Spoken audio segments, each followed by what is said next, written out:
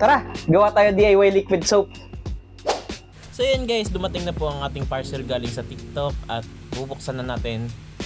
Ayan, ito po yung laman. Magdi-DIY tayo ngayong araw. So baling hawak ko ngayon is Sunrise Fresh Scent at Ariel Scent. So ayan, kukuha tayo ng isang batsa ng tubig para doon natin hahaluin.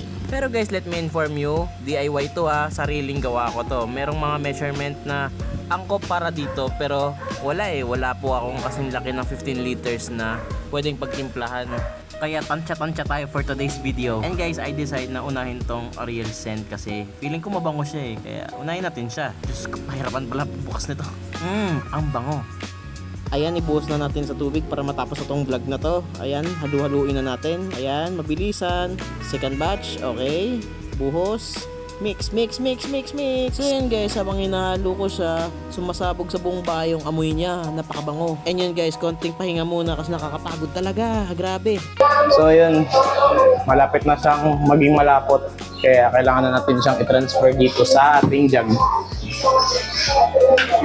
Ayan, continue tayo sa voice over kasi nakakapagod din pala magsalita habang gumagalaw. So guys, para hindi kumalat, ito gagamitin natin yung hose. At ito yung pinaka-wrong move na ginawa ko. Mali. Mas kumalat tuloy yung trabaho ko. Kaya ginawa ko, tinransfer ko na lang sa cup. Yan, sandok na lang. Ayan, buhos tubig, mix, isalin, repeat.